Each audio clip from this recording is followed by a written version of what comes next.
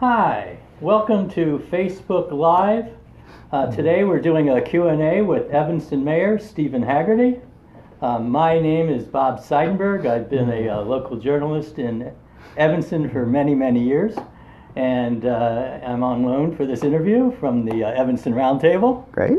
And they have a pretty busy schedule this week with all the stories from the other night. Sure they do. Mayor Stephen Hagerty, just to start it off, it was a busy Monday night city council meeting. It was a busy Monday night council meeting, and what ran particularly long, right, was the Administration and Public Works Committee, and then we had the Planning and Development Committee. So we always do those meetings before, as you know, and they ran long. So we didn't even get council started till about 9:15 or 9:30, if I recall, and then had a robust group for public comment, as we normally do. I'd be remiss also to say, Bob, it's great to have you here today. I appreciate you joining us, and just so folks out there that are watching know, you're free to ask any questions. You're a close observer, and I know a lot of people are happy to have you back in the city council chambers, but you're a close observer of what's going on around town, and lots of people that are watching or will watch this recording later follow things closely as well. So I know we got lots of questions, and I'm excited to try and give people my thoughts and my opinions, if I have them on their particular questions. Okay, well, we actually have a very timely one, just what we were talking about, from Mary O'Rourke Rosinski. Her question was, can you do anything to have the city council meetings start on time and have committee meetings scheduled for another day? Yeah, so it's a great question, and Mary is definitely an active community member, comes to a lot of council meetings, and I understand her frustration. It's not just hers, other people have it. So the Rules Committee of the Evanston City Council is the one who sets up sort of all the rules and the parameters in which we run our meetings. That Rules Committee has had discussions in the past about whether the committee meetings can somehow be abbreviated, moved to a different day, and we've made some adjustments. So for the APW, Administration Public Works Committee, we now have a consent agenda, whereas before they didn't, and they would go through every single item. So now there can be a consent agenda read there. They approve all the ones that there are no issues about, and they pass unanimously, and then the other issues they talk about. There's been mixed feelings about whether you change the committee meetings and put them on another day. And one of the challenges certainly is that, our aldermen and our mayor, for that matter, serve as part-time employees. Lots of members have other jobs, and so there's been a decision, but it's revisited periodically to do this all on Monday nights. But when we have particularly controversial or just a lot of issues on one agenda, it pushes city council. So I don't, what I would suggest to Mary or anybody else that's frustrated by this is come to the next Rules Committee meeting. I think that's in August, but check the city schedule. It's the first Monday every other month. Come to that and voice that concern on behalf of residents. Because I get it, and it's hard for council members too. I mean, we're up there at 11 o'clock at night. I had gotten up at 4 in the morning. I know Alderman Braithwaite had. My brain wasn't functioning as sharp as it would at 8 o'clock at night. So, but that's sort of where we stand. So, it's a conversation for the Rules Committee, but we've had that conversation before, and I think, with the exception of Monday night, I think we've been doing a better job starting these council meetings earlier, around the 7 to 7:30 time frame, up until this past Monday.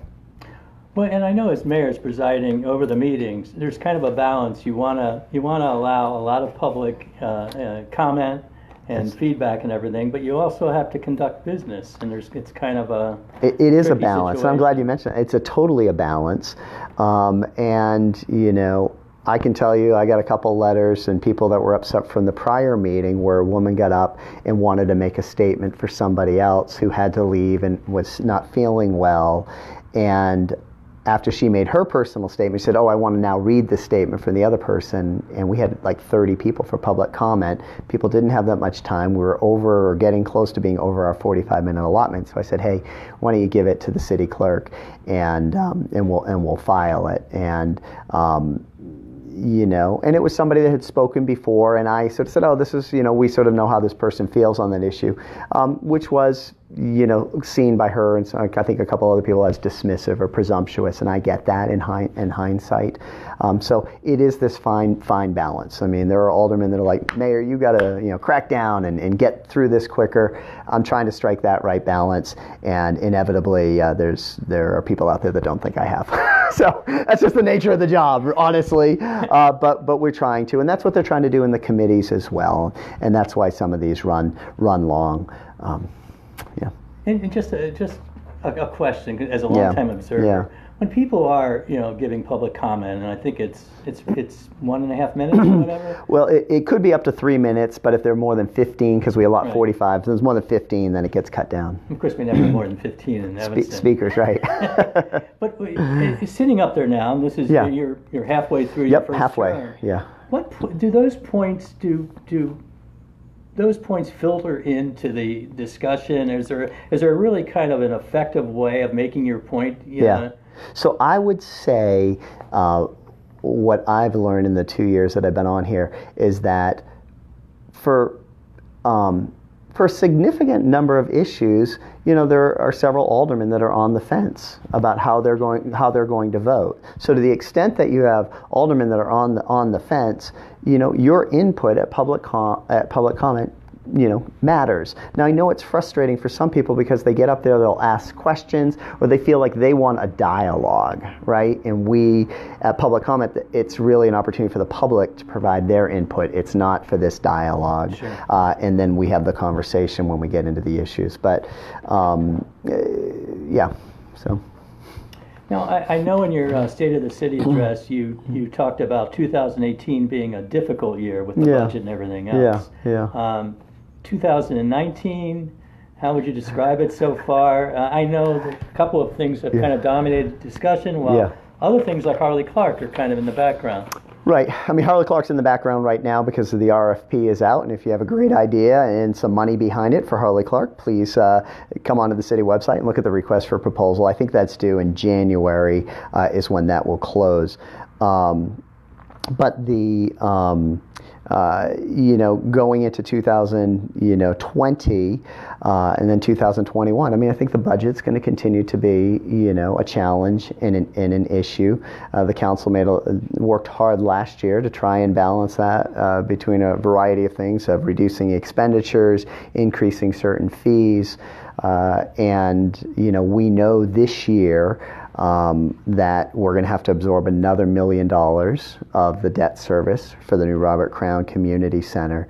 And so it won't be till this fall that we have a better idea of where our revenues came in 2019. That, if there's anything that's sort of frustrating to me, it's that even though we're sitting here in July, because of the nature of the revenue cycle in the city, you don't have a great sense of where we stand on our revenues until really the end of the third quarter, September, October, and then the city manager has a better sense of, our revenues are coming in where we projected, or maybe they're higher and we're getting more revenue, which would be positive, or they're lower, and then all of a sudden we've got to make more adjustments in the final quarter of the year. Gotcha.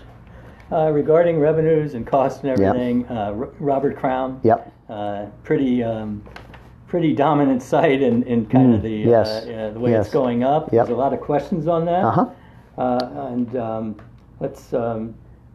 One of the questions is, what will be done? This is from Mara John Terrence, and I'm sorry if I garble name. What will be done to ensure equitable access to the new Robert Crown Community Center, particularly the gym? Right. So great question. In fact, Monday night this came up from some folks as well. I think ultimately for Robert Crown, we want there to be some open access to the gymnasiums, just like there are at other facilities, whether it's Fleetwood, Chandler, Newburgh. We have open access to the gym. So our parks director is going to certainly look at that. I think where the issue is coming up on Robert Crown is because Beacon Academy, who's one of the funders for that project, has said, as part of the $500,000 gift that we're making, we'd like to have some access to the gym.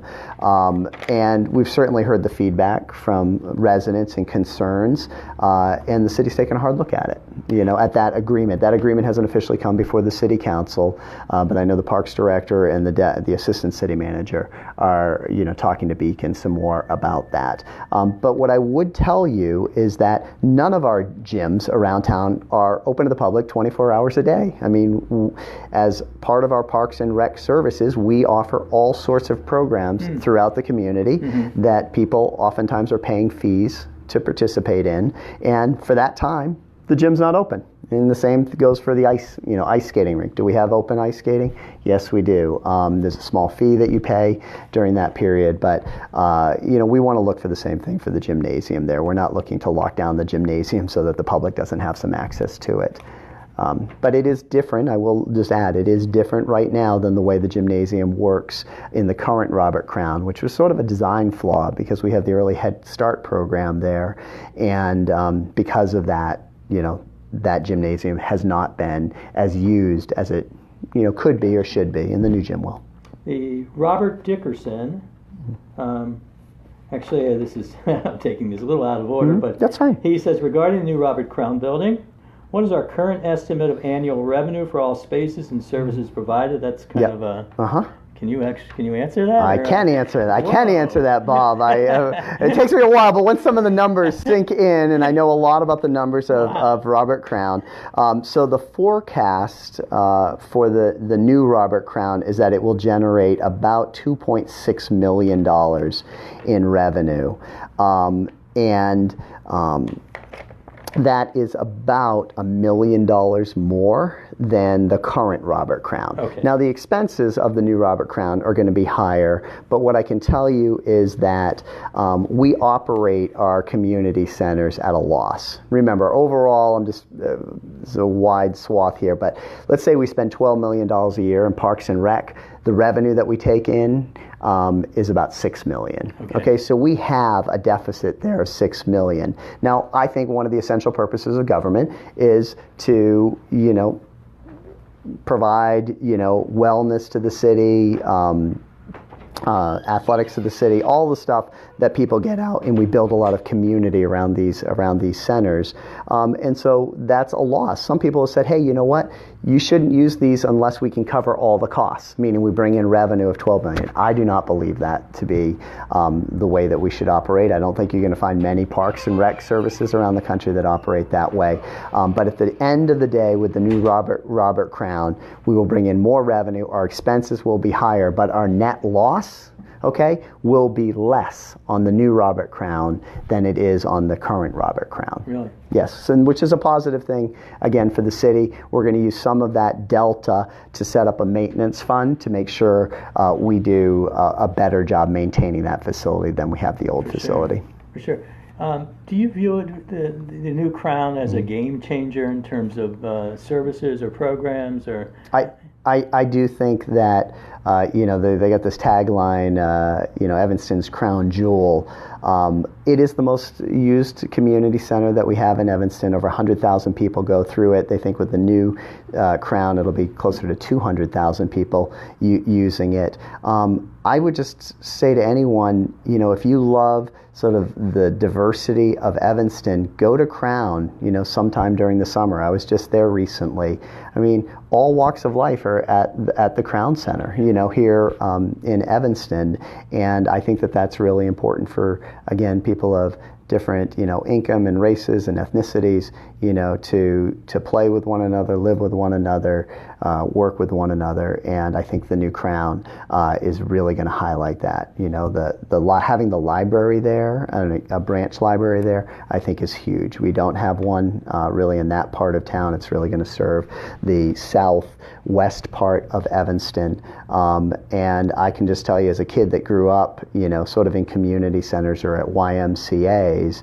I was blessed because the library was across the street. Our public library was across the street from the Y, and so many times my mom was like, hey, I'm not going to be able to pick you up until 6 o'clock, and I finished up at 5 o'clock. You'd go over to the library, and I think we're going to see a lot of that here with the new Robert Crown. So I think that's a game changer. There are not many facilities in the United States that are going to offer, early childhood education, a public library, indoor ice rinks, 200,000 plus square foot of turf fields, which means those fields will be used a lot more than they are today. There aren't many, and I think that it really is going to be an attraction for Evanston. I recognize it's a big investment and a big commitment. It's not something that the City Council made lightly. They have been working on, in fact, the prior councils, as you know, have been working on this for quite some time. So I think it's a huge gain for all of Evanston. I know in your State of the City address, you said, it is a significant amount in the investment. Yes.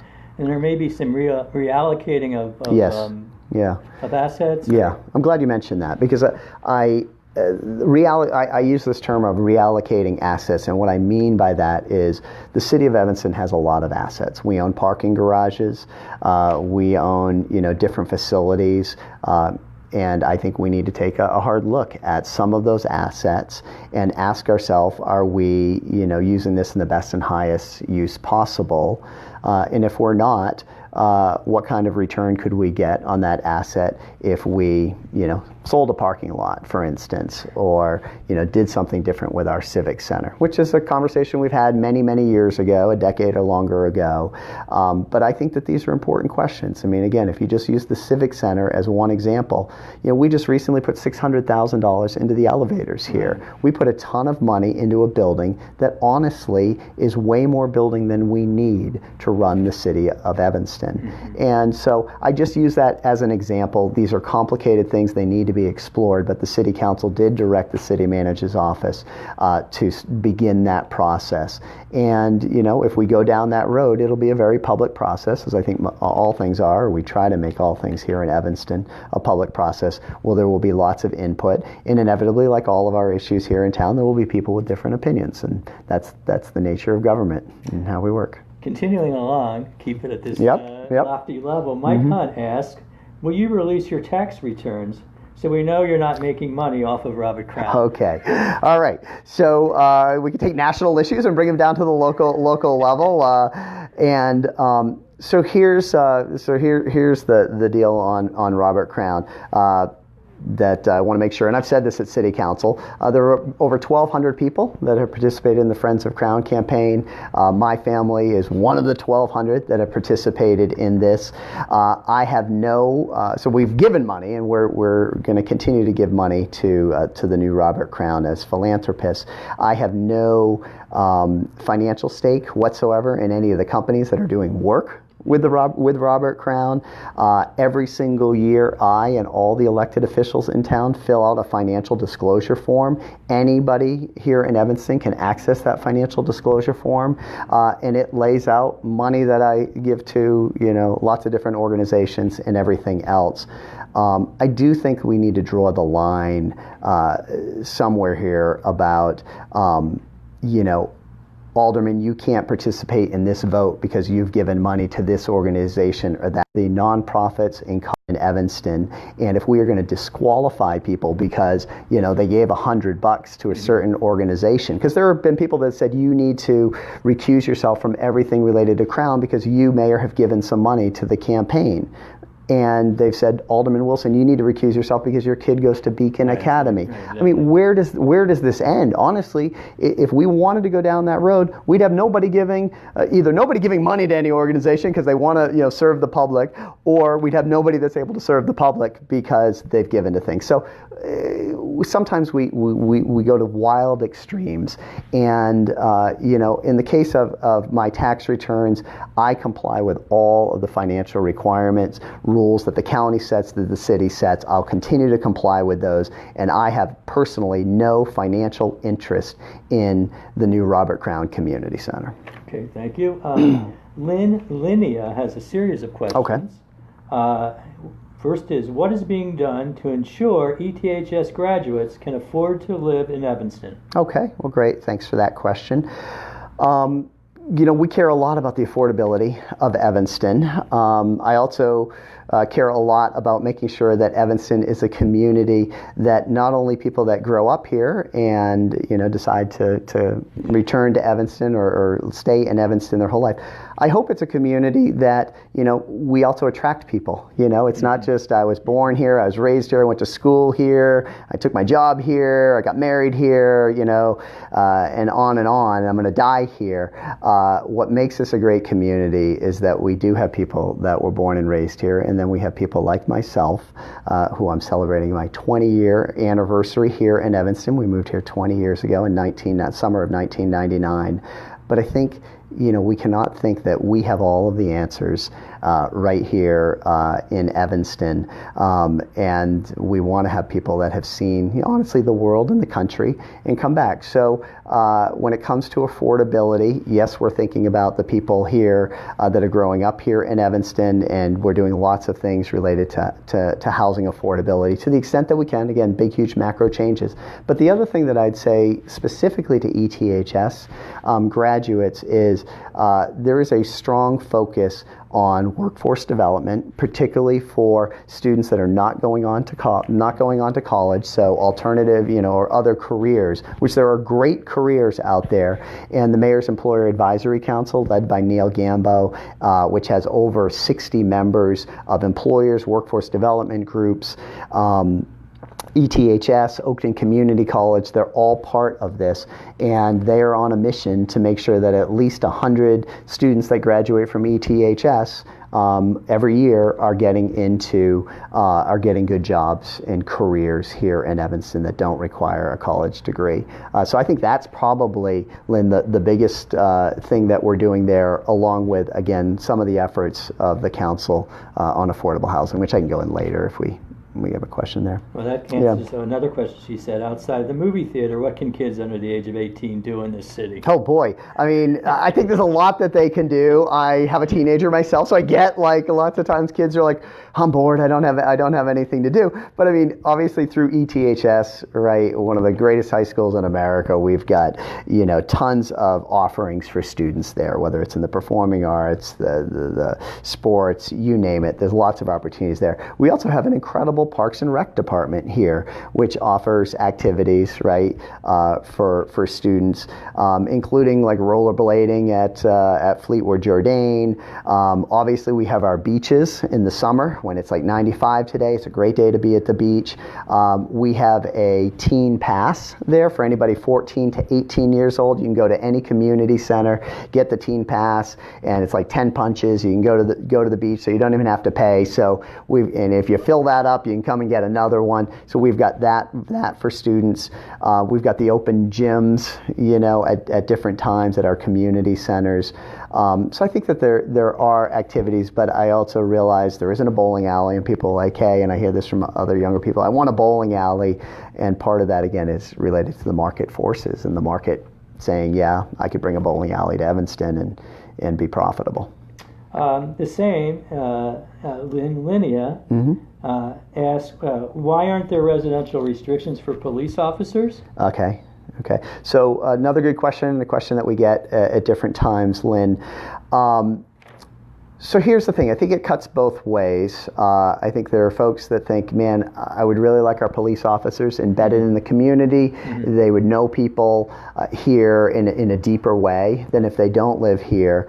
From an officer's perspective, and I've talked to many of our police officers, they say, I come to town, and part of my job, not all of my job, but part of my job is to be the disciplinarian, so to speak, and say, hey, Bob, you're breaking the rule. You can't, be on your skateboard on the sidewalk or whatever it may be.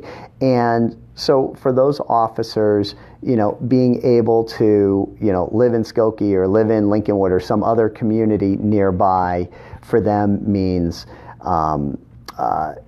being able to relax in a way and feel like, their children and their family is not having to deal with some offshoot of their job here in Evanston. Obviously, we also have the affordability issue that we talked about before. Our firefighters, our police officers, our teachers, all of that are public servants.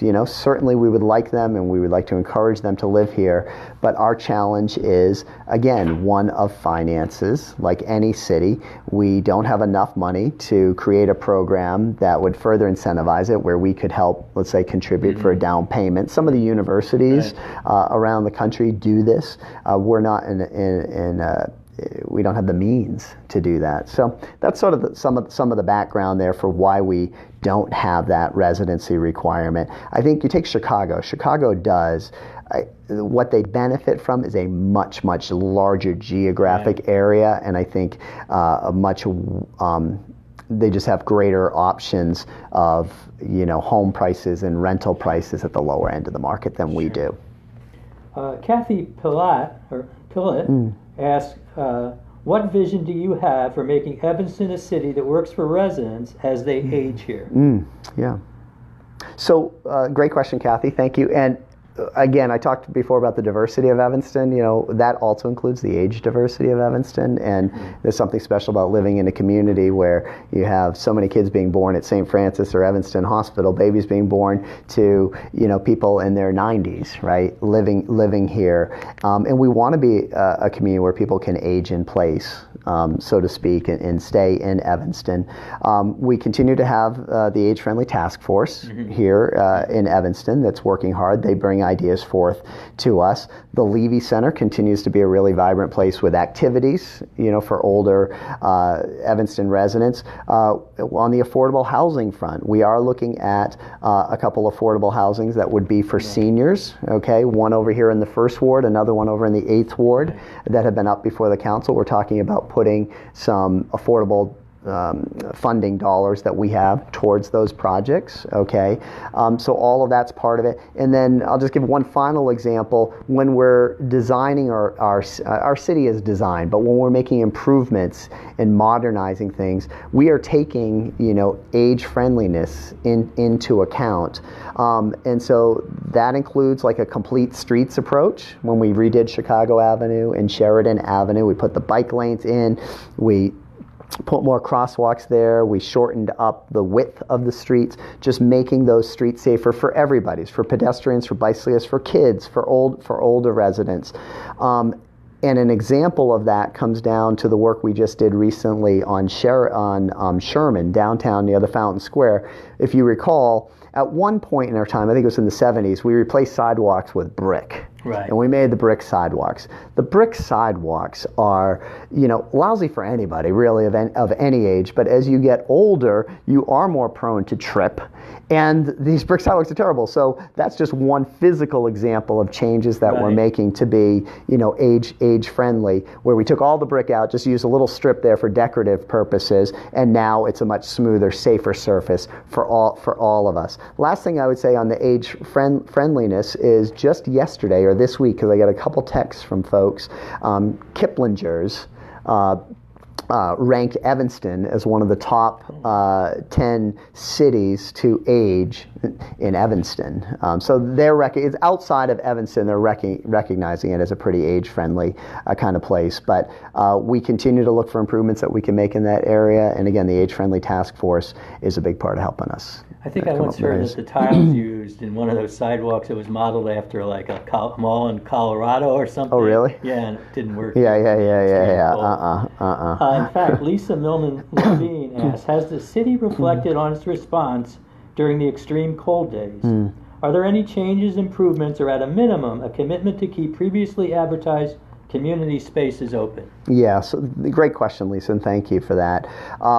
So let's just talk about climate change for a second, and we'll get into the details of this. Climate change is real. It's happening. I think the vast majority of people in Evanston recognize that. We just did the 3rd adaptation of our Climate Action and Resiliency Plan, the CARP, here in Evanston. We have some really bold commitments that we've made in that, which I think is appropriate. We've always been a leader and will continue to be a leader. The big issues with climate change, it's not only the really cold weather that we could get in the winter. They're projecting, and I was at a conference recently with one of the leading climate scientists who talked just about the Midwest. They're projecting less snow, but when we have snow or we have cold periods, it's going to be colder and more snow than we've had before. We're going to have more precipitation and rain during the spring, which we saw absolutely this year. And then during the summer periods, we're going to have hotter and drier summers. Okay, so I think, Lisa, in terms of this question, we need to be thinking about it from two angles. One, the one that you're talking about, which is the really cold polar vortex kind of days. And then in the summertime, we really need to start thinking, and our sustainability director, Kumar Jensen, and others in town are, about how we're going to handle these periods where we have 1 week, 2 weeks of intense heat. And people die because of the heat, and people can die because it gets so cold. Last year, during the polar vortexes, the city did sort of scramble, okay, but it was a couple days. We saw that the temperatures were dropping, and I was on a bunch of emails and sent some and said, hey, what are we doing here? I was really proud of the work of the interfaith community, really proud of the work of Connections for the Homeless here in Evanston, and I was proud of the city. They opened up Fleetwood Jourdain, they opened up the Levy Center, but I think there was some issues, as Lisa refers to, with just communication about that. So moving forward and recognizing that there are significant weather changes and climate changes going on, the city will be better prepared to communicate that to people about what's going on. The other thing I would say is sometimes in this world that we live on with social media, things move so quickly on social media, and people sometimes take that as, aha, that is the fact. And, if you're not sure, pick up the phone and call 311 in Evanston and say, hey, what's going on here? If you're out there and you're listening to this and you're saying, well, I want to help people during those times, I would really suggest that you get with either Interfaith Action, Sue Murphy is the executive director there, or Connections for the Homeless, and say, hey, how can I be part of a team that helps during these really cold periods or these to come really hot periods? Interesting. Marcy Rubin asks, what steps will the city take to engage residents, stakeholders, and the community in development decisions going forward? Okay. Development's always a heated topic, as you know, Bob, here in Evanston. And the way that I sort of look at it is, we've developed this great town over the years, and there's always been heated debate, okay, and controversy, whether it was the new Mather buildings, whether it was, and again, you were around for covering a lot of this stuff, whether it was the movie theater, which I think many people today would look and say, oh, I think that's a great addition, but at the time, it was a scary proposition, It was change. That's not going to change, okay, whenever we come up with it. I think the city does have a pretty extensive process when it comes to planned developments here in Evanston. But still, at the end of the day, there are some people, you're either on the winning side or the losing side, depending on how you feel about whether something should be developed, that are upset because their point of view didn't prevail. And when their point of view didn't prevail, they often think, oh, there wasn't enough public communication, or something was hidden that we didn't know about. At least in the 2 years I've been here, I haven't seen any big conspiracies. I haven't seen any, really. And does the city make some mistakes sometimes? Absolutely. I've seen that. Do we do things and go, oh, I wish we had done that differently and communicated this better? Sure. But I think at the end of the day, the council, just like our residents, are all trying to figure out what's best for the city. And we'll continue to have the DAPR process, which is the city staff. We'll continue to have the Plan Commission look at things, ZBA when it's appropriate. We'll have the Planning and Development Committee look at it. Then it goes to the city council. I mean, right there is a 5-6 step process, okay? And there's public comment allowed in all of those. And it's more than just public comment. People come and meet with their aldermen. They meet with the mayor. They send us emails. They send in petitions. There's a lot of opportunity. I just say at the end of the day to folks, and I know this annoys some folks, but we're a city of 75,000 people. And This is not as simple as when there's an issue before the council, we count how many people are for something, how many people are against something, and then just vote along those lines. It's not representative democracy. We practice representative democracy, and we encourage and live, active, participation from our residents. That's the way it works in all governments, and I think that's appropriate, and people will have the opportunity. They have the opportunity to provide public comment. The aldermen do their jobs and have to vote. And, a couple years from now, when we have the new elections, aldermen will decide whether they're going to run again or not, and the voters will decide whether they like the direction the city's taking or not, and decide whether they want to vote for them again or vote for somebody else. Simple as that. In the library a lot, there's Yes. been a lot of discussion, Yes. and it's gone a lot of different ways. But Yeah. sometimes in that case, there were a couple of committees which recommended against it for certain reasons, but the council has to look at it from a more overall perspective. Would that be correct? Or I think they do. Remember, our committees, whether it's the Plan Commission or ZBA, we have a bunch of ordinances and rules, and they're really supposed to apply those. But at the end of the day, the people that are on the Plan Commission or ZBAs, are not elected. The elected officials are sitting up at the dais on Monday evenings, and ultimately they're the ones that get to make the decision. So you saw this just on Monday night. So on Monday night, the Zoning and ZBA committee had recommended that we not approve a curb cut, Right. Okay, for a property, and the deal is that property had a curb cut there.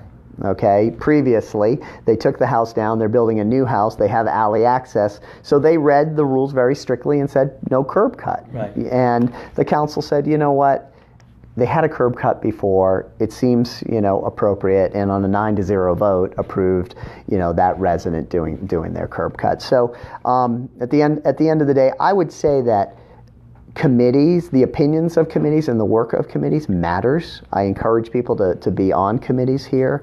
And I would say probably, 75-80% of the time, that recommendation from the committee is accepted by the city council. But, a quarter of the time or 20%, the city council goes in a different direction, and that's their prerogative. Janet Sushinsky asked, what have you done since being elected to become more aware of your white privilege and learn about racial equity? What are you currently doing to address white privilege in our community? Okay, so thank you for that question, Janet. Equity is a big deal. Okay, and it not just for the city of Evanston, for our Evanston public schools, and for me personally. I spend a lot of time communicating and interacting with our Equity and Empowerment Coordinator here, again, demonstrating our commitment as Evanston to that, to the recent reconciliation resolution, and working with Alderman Fleming and others sort of behind the scenes on the process and how we move forward with that, to taking training. I'm one of maybe 3 people on the dais that have taken beyond diversity training, right? Not super comfortable, right? You're in there, but really important, right? To understand, again, your white privilege. I think I do have a very good understanding of my white privilege, but, there will be others that say, absolutely not, the mayor's out of touch, and so forth. And that's just, again, sort of the nature of the job. We put on, and I sort of encouraged it, the play of ID, which was done by Mudlark and William Eason. That was out there in the community, and we brought that back for multiple showings. And I think that's important. Obviously, the appointment of the Equity and Empowerment community. I spend a fair amount of time with the faith community here in Evanston. And I would just say, as I said during the campaign for mayor, I think one of the biggest issues before this country and our city is the growing inequality gap that exists, okay? However you want to define that gap, wealth gap, income gap, opportunity gap, achievement gap, you could go on and on. I think that is the biggest issue. I think climate change is a huge issue too, but this is one of the biggest sort of human issues that we have, and we need to address that. And one of the ways that we're addressing that is through an equity lens here in Evanston in the policy decisions. And what I hope moving forward, Janet and others, is that we actually see, policies and practices changed here in Evanston, which help address that. Kind of a related question from Linda Del Bosque. Is there a plan in place for 2020 to create a position for bilingual employees? So I've met with some of the Latino community here in the office on a few occasions, and this is absolutely something that is a priority of theirs. We know that the Latino population is growing in Evanston. It's I think it's over 10% now. I think the 2020 census, and let me just put a plug in for the 2020 census coming up, really big deal for all of us. And if you're out there and you're listening to this, or you want to figure out a way to get involved, work with an organization here in town that is getting people to fill out that census, okay? Because we need an accurate representation of all the people. Okay, there's all this craziness about the citizen question and all of that. Right now, that's off the table. We'll see where that goes, but we need to be out there getting everybody here to complete that census. But back to Linda's question. It would be ideal, right, for us to have sort of a Latino, liaison here in the community, and to help with the language and to translate and all of that. I think we're going to have that discussion. We're doing a survey right now here in the city, and we'll have that discussion in budget season about whether, we can bring on, a Latino liaison and coordinator here for the city. So that would be probably the September, October timeframe that we'll see that discussion. Rachel Human asked, what will be Evanston's policy and action on the use of a DHSEM truck in our city, regardless of a name change or omission of the DHS letters? Okay. You can translate that. Yeah, so for people that are listening, like, okay, where's this question coming from? So the Custer Street Fair a few weeks ago was on Father's Day weekend. The emergency management director for the city of Evanston, Kimberly Cull, who's the division chief at the fire department, who I think is doing an excellent job, recognized that one of the risks at that fair and vulnerabilities is that we were not barricading that fair. And whether it's accidentally or intentionally, there are cases of vehicles driving into different fairs and people dying. Safety is our number one priority. Okay, let me be very clear on that. So she put up a perimeter around there of barricades. One of those was a Cook County vehicle. It was the Cook County Department of Homeland Security and Emergency Services Mobile Command Center. A mobile command center basically is a center that has a bunch of technology inside this van. It has a bunch of stations. It can monitor the weather. It can, if God forbid something happens, be the command post, okay, where they're working and coordinating the entire response. These are very common vehicles. You'll find them all around the United States. Fair started at 9 o'clock on Saturday. By 11 o'clock, some people had taken to Facebook. They didn't call the mayor. They didn't call the fire chief. They didn't call the police chief and say, hey, I've got some concerns about this van, and here's what my concern is. And the concern was, wow, this looks like a really imposing vehicle. Okay, it has DHS on it. You wouldn't know unless you were reading the fine print that this is Department of Homeland Security for Cook County, not here. The president is out there talking about immigration, and using that rhetoric as a fear tactic. There are people in our community. We're a welcoming community. We care deeply about everybody in our community, and there's fear out there. And so people took to Facebook. They didn't call and say, hey, here's my concern. And this is just a change that's going on in the world today. Like, normally you'd pick up the phone and you'd call somebody of authority and say, let me share what my concern is, Bob. Okay, my concern is, with everything, the rhetoric and everything else, that people aren't. But they took to Facebook. They, quickly concocted this. This is Department of Homeland Security, ICE. They're rounding up immigrants.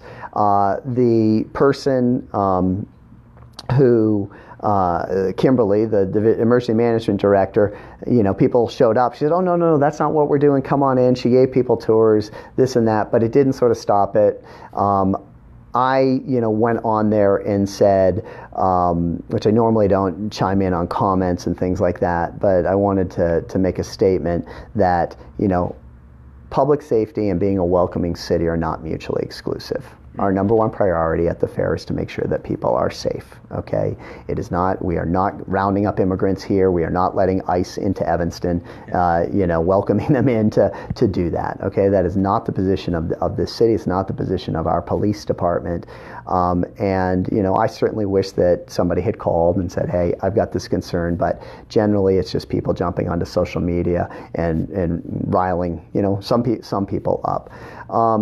Moving forward. So what we ultimately did is the next day we said, all right, we'll move the command center. So we moved it to a more discreet location, still nearby.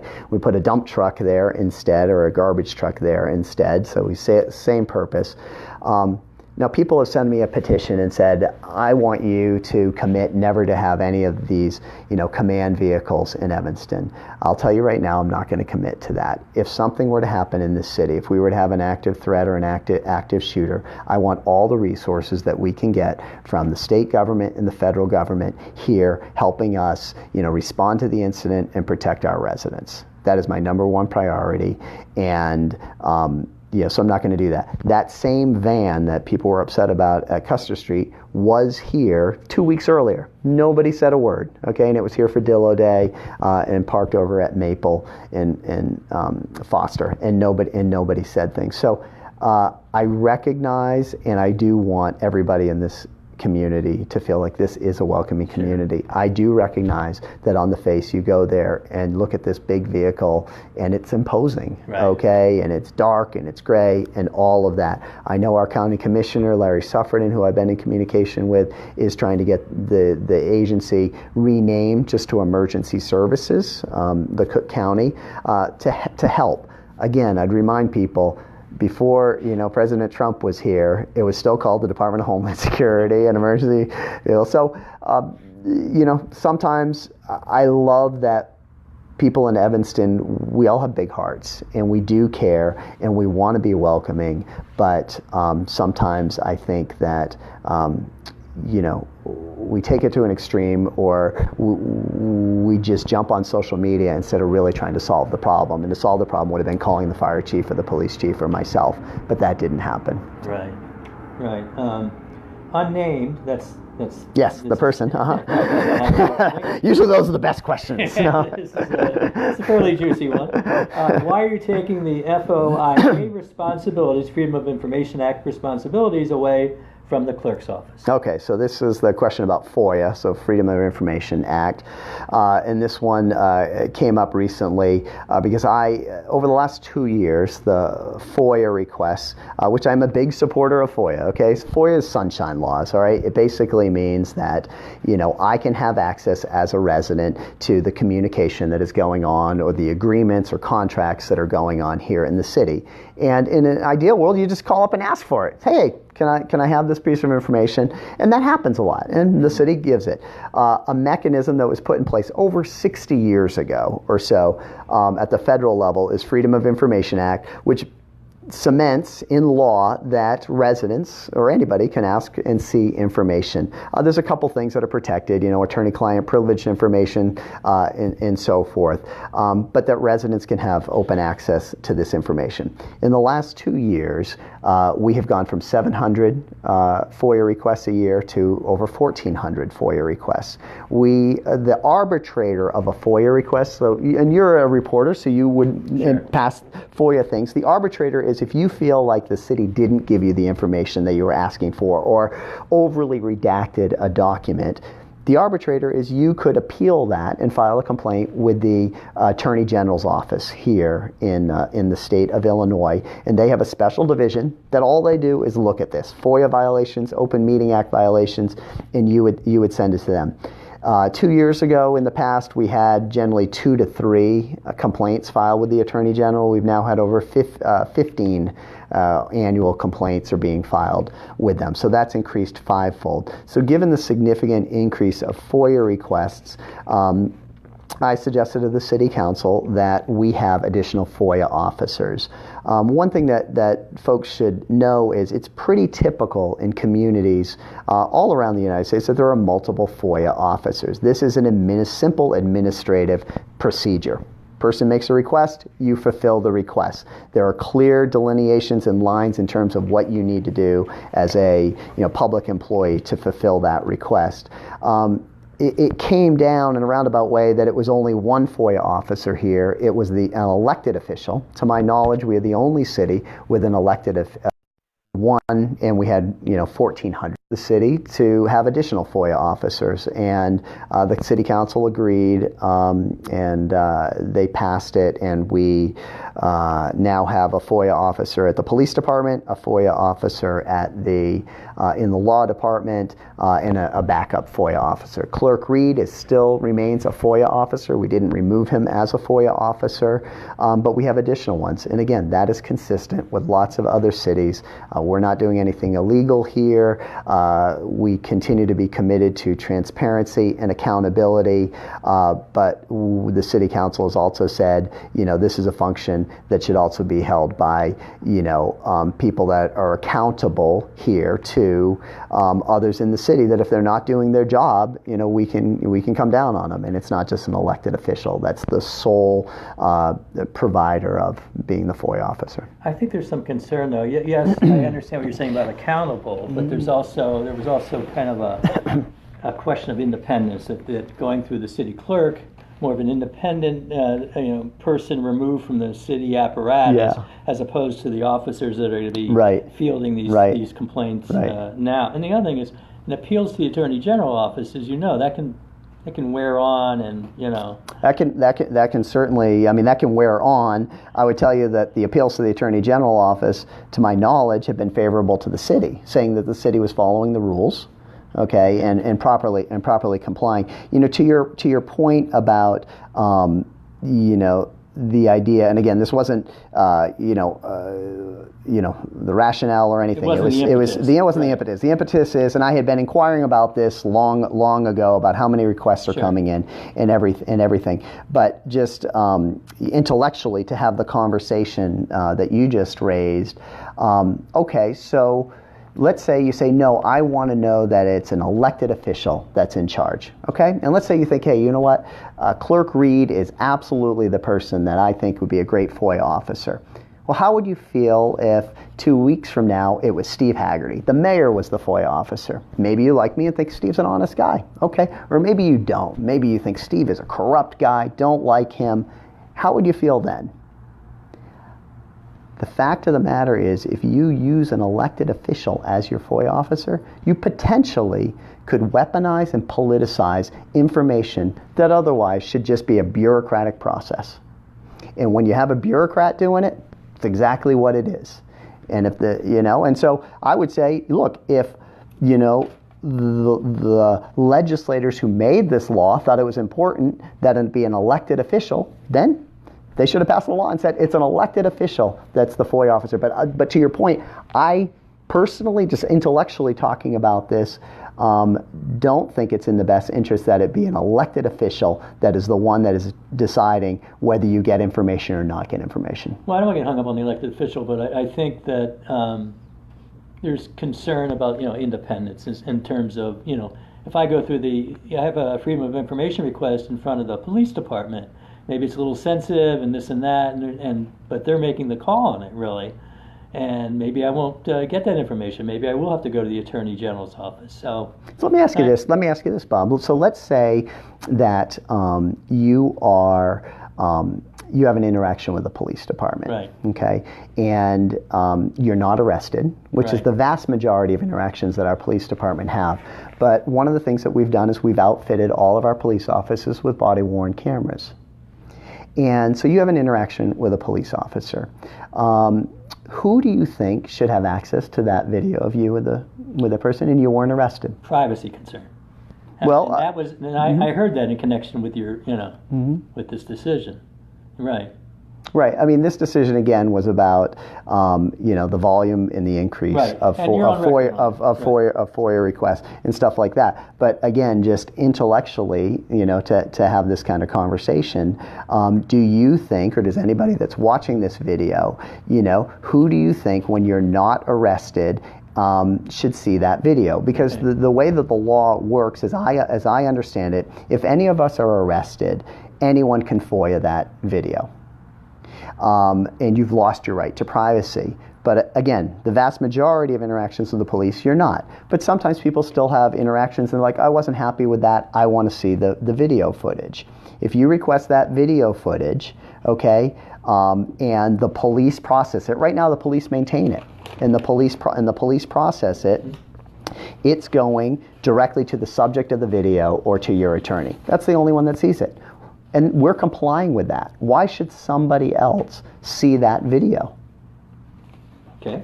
Got to get these questions in. Sure. Ali Harnett, I love this one. Will Evanston ever have a public pool? Man, Allie, Now you're jumping into the pool from every there. kid in town has been asking me this question too. I would love to see us have a public pool, but I do not think, at least anywhere in the near future, do I see a public pool in the horizon. Just again, given sort of the financial commitments that we've made and our current financial condition, I just don't think that we've got the means to have a public pool here. We do have 5 shark-free beaches. Okay, I do want to stress that, and it is a hot day, but I do recognize, having kids myself, that a pool and a beach are different, and there's something really nice about a pool for a kid, but that's where we are there. Ali has a second Sure. question. How will the recent passage of the resolution to end structural racism change the process by which development city council decisions are made? That's an interesting. That's great. That's a great question. So I think and what she's referring to is the reconciliation resolution that the council approved unanimously, I would add.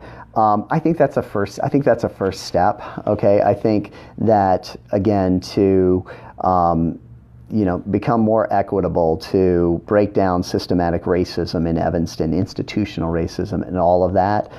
That we're going to see come out through policies and practices, and you'll see, the Equity and Empowerment Commission, which has now been stood up for a year. We're going to start to see in the next year them start to come forward with specific, policies, practices, education, training, all that kind of stuff, community-wide. Right back, we're almost done here. We're almost finished. Oh my gosh, wow. Right back to the outstanding Linnea. Yes. Like the way that name goes. She asks, what has been your greatest accomplishment since being elected? Oh boy. Lynn, I'd say, look at that's a tough one because I don't view my role as one specific thing, right? I'm the mayor for all of Evanston. I have deep concern for social justice. I have deep concern for economic development here in Evanston. I care a lot about the climate, right? And so you just take those 3 right there. If you looked at social justice, I'm really proud of the work that we've done over the last 2 years with alternatives to arrest. Mm-hmm. Okay, where we're taking situations where we had minors and other young adults who were going to the Cook County Court, and now they're going to be heard here. Okay, and that's really good for our community. It's good for these young people, and it doesn't create a long record, and they're still held accountable for not sort of following rules. So I think that's a really positive one in that area. When it comes to development, I mean, the fact of the matter is we've got 1,000 new housing units that are transit-oriented design downtown. That means more people downtown, expanding our tax base, good for our restaurants, good for our businesses, good for the environment. There's going to be a lot less cars because people are using public transportation down there. Again, it means that we can support having a Target downtown and all those other good things that are going on there. So I'm really proud of that. On a beautiful day like today, I'm really proud of what we've done over the last 2 years with the bike lanes on Chicago and Sheridan, and with Fountain Square. You go to Fountain Square right now, there are going to be parents down there with their kids running through the fountains, business people out there eating their lunch. It's just a really good place. I will wrap up by saying, I just came back recently from the U.S. Conference of Mayors. We have our annual meeting. I get the opportunity to interact with mayors from all around the United States. Despite the fact that we're still a work in progress, and we have challenges here in Evanston, we have so much good going for us as a community, and I just don't want us to forget that when we're in the heat of the moment at city council meetings, or working through some of these really challenging issues. Well, we want to give shout outs to all these excellent questions we received. Shout out to Allie, Mara, Mary, Sydney, Mike, Lynn, Kathy, Lisa, Mark, Janet, PG, I believe it is, Linda, Rachel, Robert, Jess, Dan, Tom, Wendy, Sylvia, Misty, Kelly, and more. If I missed any of your questions, it all falls on me. The mayor was really ready to, the more the greater. I have to absolutely. Here. If there's a bunch others, we can do this again. We can do this again sometime. I'm happy to do that. That'd be great. Absolutely. That'd be great. Thank you very much. Thank you, Bob. It's been a pleasure. Appreciate it. It's been a Okay. pleasure.